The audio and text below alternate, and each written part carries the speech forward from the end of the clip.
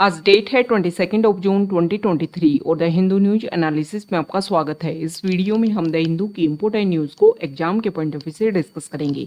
नीचे description box में telegram channel volcano IAS academy का लिंक दिया हुआ है। आप telegram channel volcano IAS academy के साथ में जुड़ सकते हैं।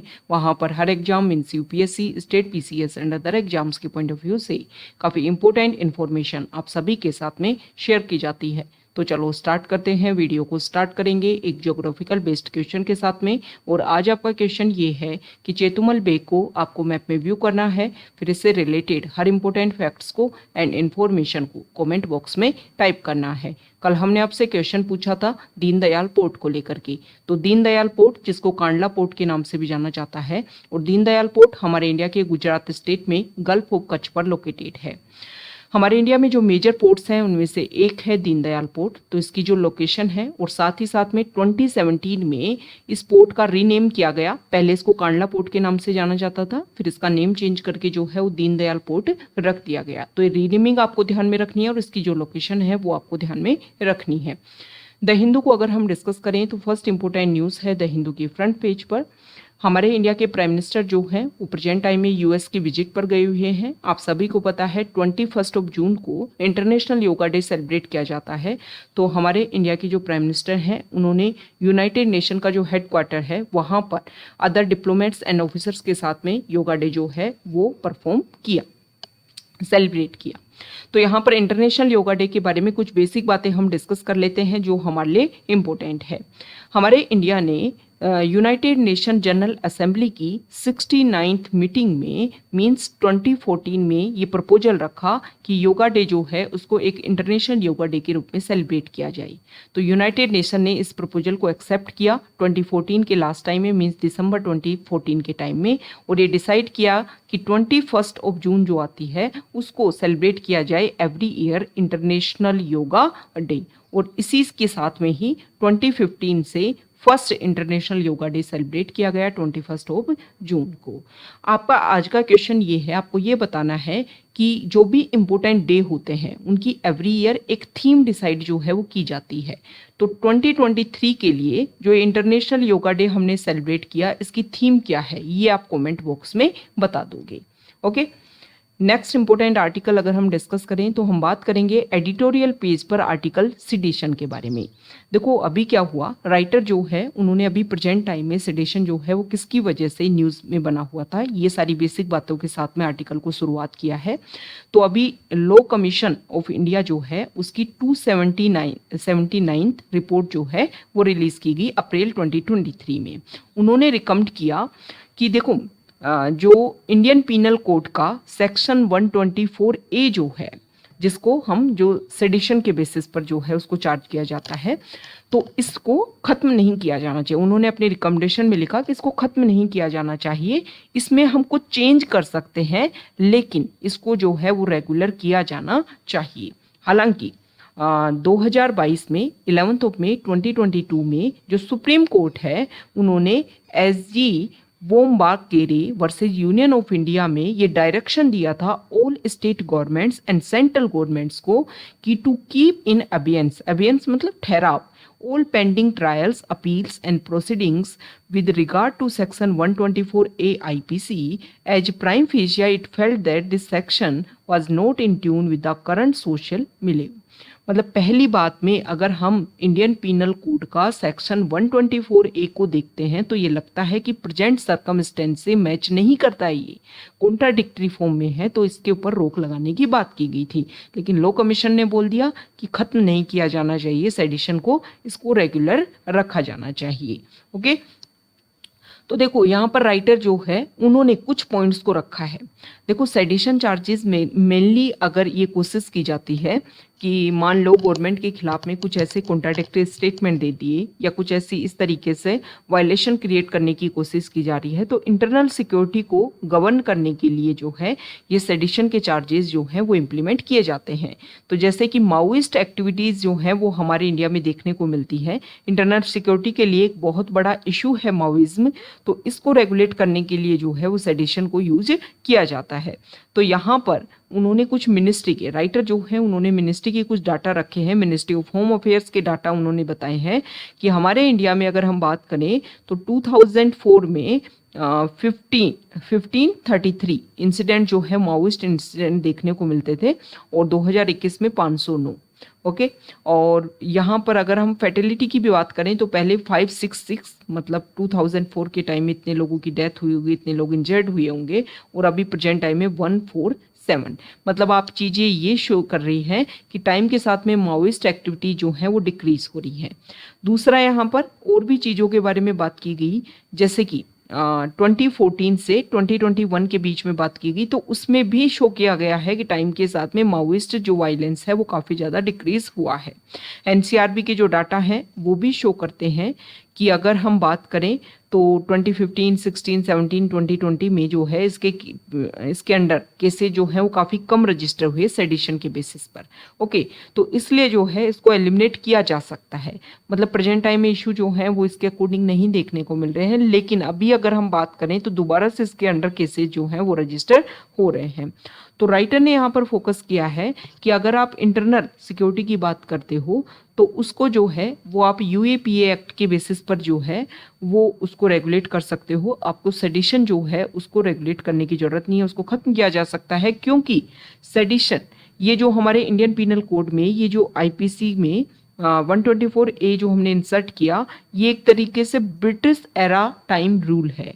मतलब उस टाइम में जो है जब ब्रिटिश रूल था हमारे इंडिया के ऊपर, उस टाइम में ब्रिटिशर्स ने अपने प्रॉफिट के लिए कि गवर्नमेंट के खिलाफ में कोई ऐसा स्टेटमेंट ना दे, तो इसलिए उन्होंने ये ऐसा रूल जो है वो लेकर के आए थे। प्रेजेंट टाइम में इंडिया एक डेमोक्रेटिक कंट्री है, यहाँ पर लोगों को फ्रीडम है अपनी बात रखने की, अपनी आइडियाज़ रखने की, और तो इसके बेसिस पर सेडिशन जो है उसको हटाया जाना चाहिए। यहाँ पर राइटर जो है उन्होंने यूके की भी बात की है कि देखो जहाँ से इनिशिएट हुआ था ये सेडिशन, उन्होंने 2009 में इसको जो है वो अबोलिश कर दिया है। तो इसके बेसिस पर हमें भी क्या किया जाना चाहिए, इसको अबोलिश कर देना चाहिए। ओके, नेक्स्ट इंपोर्टेंट आर्टिकल हम बात करेंगे टेक्स्ट पेज पर, और यहाँ पर अभी क्या हुआ है, जर्मनी में मीटिंग हुई है। यहाँ देखिए, bone climate conference in Germany अभी कंडक्ट करवाई गई। तो यहाँ पर इस आर्टिकल का मेन टारगेट ये है कि अभी 28 नंबर की कोप की मीटिंग होगी इस साल के लास्ट में दुबई में। तो उसकी एक तरीके से आउटलाइन जो है वो यहाँ पर डिस्कस की जा सकती है। देखो मेन बात क्या है, प्रेजेंट टाइम में जिस तरीके से क्लाइमेट चेंज हो रहा है और जिस तरीके से फोकस किया जा रहा है कि डेवलप्ड कंट्री जो है वो डेवलपिंग कंट्रीज को और पुअर कंट्रीज को सपोर्ट करेंगी, ताकि वो उनको मनी दिया जाए, ताकि वो रिन्यूएबल एनर्जी न्यू टेक्नोलॉजी को जल्दी से जल्दी जो है वो अडोप्ट कर सकें। तो इस तरीके का प्रोसीजर, ये जो टेक्नोलॉजी अडॉप्ट करने का प्रोसीजर और जो डेवलप्ड कंट्री जो हैं वो इन्वेस्ट करेंगी, ये प्रोसीजर स्टार्ट हो गया था बहुत पहले। सबसे पहले कोप की जो मीटिंग हुई थी 2009 में, वहाँ पर ये डिसीजन लिया गया था कि $100 बिलियन पर ईयर 2020 तक जो है वो मनी ट्रांसफ़र किया जाएगा। ये कमिटमेंट किया गया था 2009 में। लेकिन टाइम के साथ में जब क्लाइमेट चेंज जो है वो ज़्यादा इफेक्ट हुआ, प्रॉब्लम ज़्यादा क्रिएट हुई, तो ये डिसाइड किया गया कि भाई बिलियन से काम नहीं चलेगा, पर ईयर जो है वो ट्रिलियन में जो है वो मनी ट्रांसफ़र करना पड़ेगा। इसके लिए अलग अलग टारगेट डिसाइड किए गए, लेकिन अभी तक अगर हम बात करें तो इसमें जो प्रोसीजर है वो इम्प्लीमेंट नहीं हो पाया है अच्छे लेवल पर। हालांकि कुछ रिपोर्ट्स में दावा किया गया, जैसे 2020 में एक रिपोर्ट आई कि 83.3 बिलियन डॉलर जो है वो प्रोवाइड किए गए हैं डेवलप्ड कंट्रीज़ के द्वारा, किसको, डेवलपिंग कंट्रीज़ को। लेकिन ये जो रिपोर्ट जो थी Organisation for Economic Corporation and Development की, इस रिपोर्ट के फिगर्स को जब एक तरीके से एग्जामिन किया गया तो ये यहाँ पर जो डाटा थे वो काफ़ी ज़्यादा फेक थे।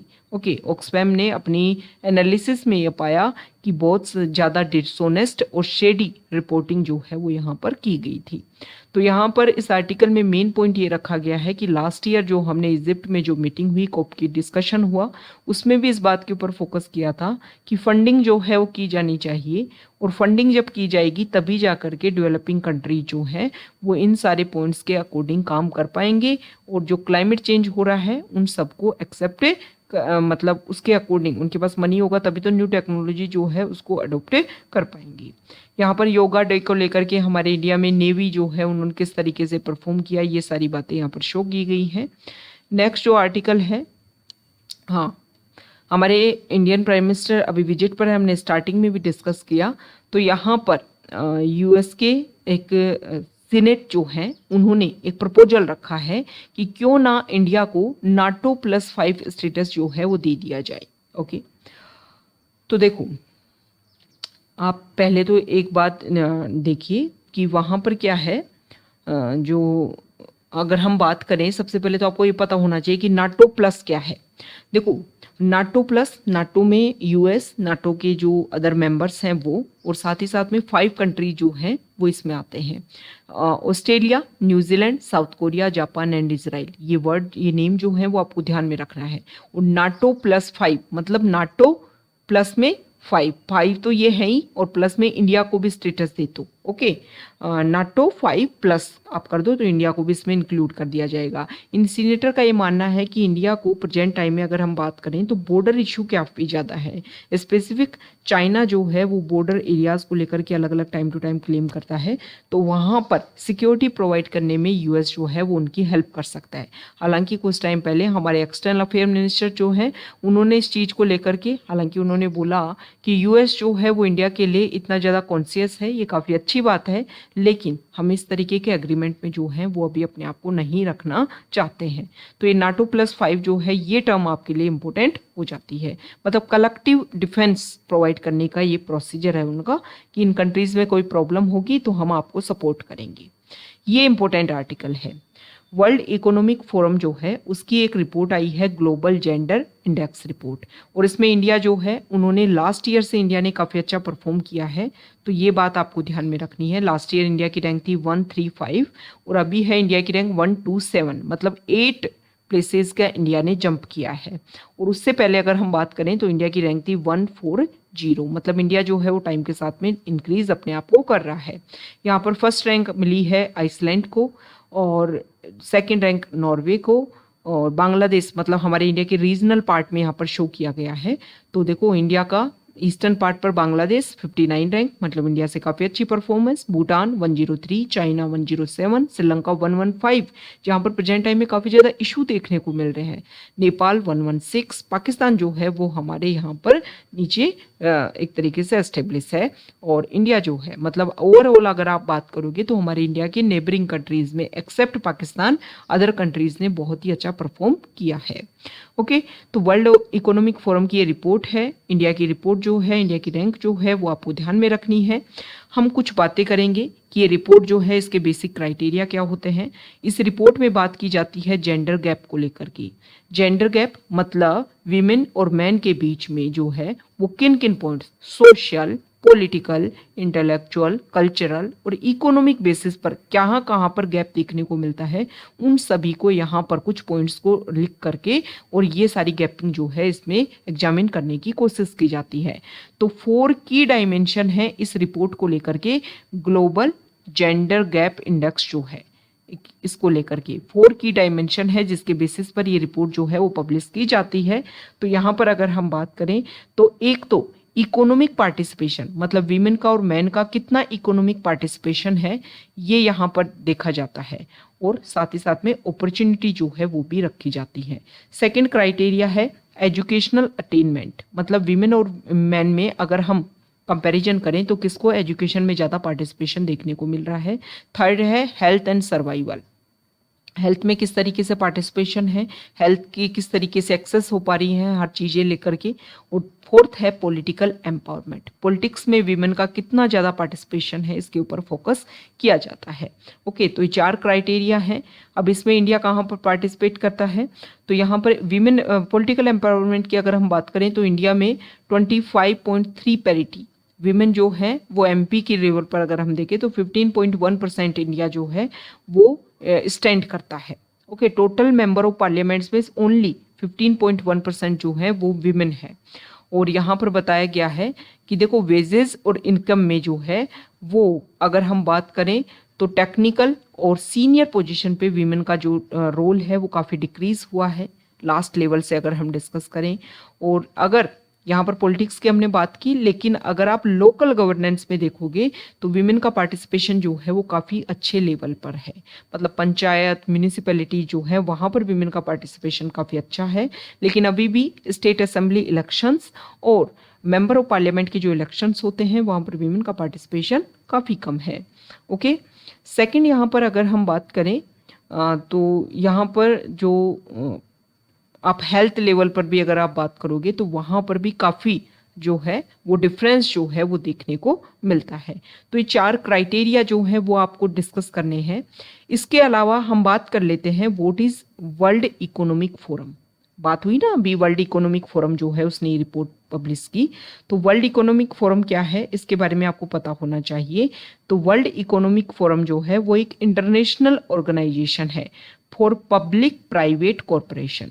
1971 में वर्ल्ड इकोनॉमिक फोरम को एस्टेब्लिश किया गया था एक नॉट फॉर प्रॉफिट फाउंडेशन के रूप में, और इसका जो हेड क्वार्टर है वो है जेनेवा, स्विट्जरलैंड में।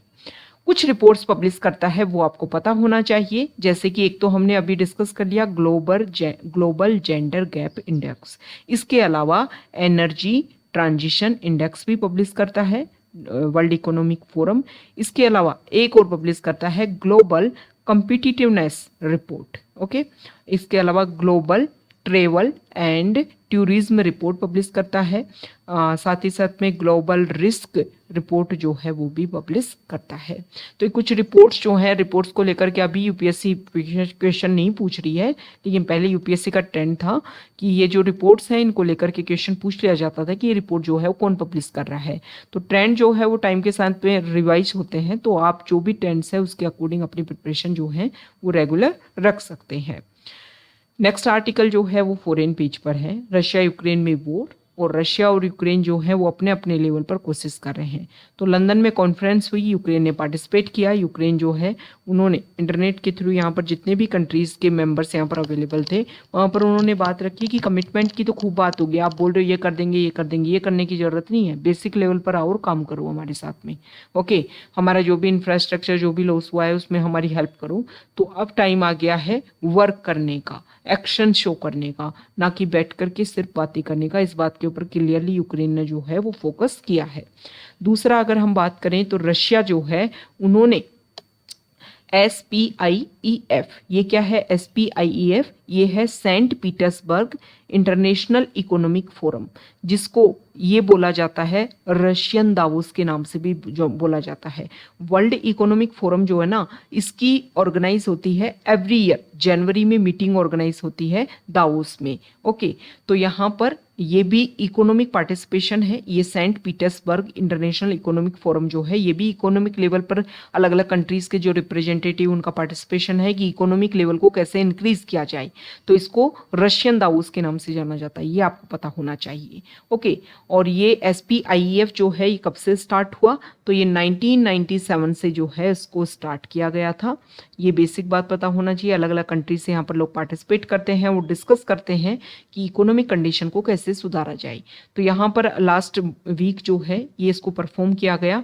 हमारे इंडिया से भी रिप्रेजेंटेटिव यहाँ पर आए। रशिया ने यहाँ पर फोकस किया है कि वेस्टर्न कंट्रीज काफ़ी ज़्यादा रूल्स एंड रेगुलेशन लगा रहे हैं रशिया को लेकर के। तो रशिया अपने लेवल पर अपने ट्रेड को, इकोनॉमिक कंडीशन को इम्प्रूव करना चाहता है। तो रशिया ने यहाँ पर बात की है एक तो नर्दर्न सी रूट को लेकर के, और साथ ही साथ में एक बात की है नॉर्थ साउथ ट्रांसपोर्ट कॉरिडोर को लेकर के। तो यहाँ पर हम बात करेंगे सबसे पहले नर्दर्न सी रूट। देखो ये रशिया है, अभी रशिया जो है वो चाइना के यहाँ पर पहुँचने के लिए ये रूट फॉलो करता है। ओके, इस तरीके से स्वेज कैनाल को यूज़ करते हुए फिर अरेबियन सी, यहाँ पर इंडियन ओशन, और इस तरीके से स्टेट ऑफ मलक्का के थ्रू एंटर करता है, फिर साउथ चाइना सी जो है वहाँ से जाते हुए यहाँ पर आता है। रशिया चाह रहा है कि हम ये रूट फॉलो करें, मतलब जो नर्दर्न पार्ट है यहाँ पर काफ़ी ज़्यादा आइस जो है वो देखने को मिलती है, तो इसको इस तरीके से ब्रेक किया जाए, इस तरीके के शिप जो है वो डेवलप किए जाएँ कि वो यहाँ पर उसको चीरते हुए, उसको क्रैक करते हुए जो है इजीली यहाँ पर ट्रैवल कर पाएँ, और फिर इस तरीके से पैसिफिक ओशन का यूज़ करके, तो इससे एरिया भी, रूट जो है उसकी डिस्टेंस कम होगी, मनी कम खर्च होगा, टाइम कम लगेगा और इजीली कनेक्टिविटी हो पाएगी। दूसरा, रशिया ने यहाँ पर इस बात के ऊपर भी फोकस किया कि अभी कनेक्टिविटी, जैसे इंडिया की हम बात करें तो रशिया से इंडिया में कनेक्टिविटी है, तो ये रूट है। वो ही स्वेज कैनाल को यूज़ करते हुए। ओके, तो रशिया यहाँ पर चाह रहा है कि अलग अलग कंट्रीज़ के साथ में जो रिलेशन है वो बेहतरीन बनाए जाएं, और यहाँ पर बीच में जो जैसे कैस्पियन सी है, इन सारी वाटर बॉडीज़ का यूज करते हुए, लैंड एरिया का यूज़ करते हुए, रेलवे, रोड, इन सभी का यूज़ करते हुए, वाटर बॉडीज़ का यूज करते हुए जो है वो इंडिया तक कनेक्टिविटी बनाई जा सके। तो ये दोनों के दोनों जो इंटरनेशनल ट्रेड कॉरिडोर है वो आपको पता होना चाहिए। ओके, तो ये आज का हमारा द हिंदू न्यूज़पेपर का डिस्कशन था। अगर आप यहाँ तक आए हैं, वीडियो आपको अच्छा लगा है, तो प्लीज़ वीडियो को लाइक कर दीजिए, शेयर कर दीजिए और चैनल को सब्सक्राइब कर दीजिए। Okay, thank you.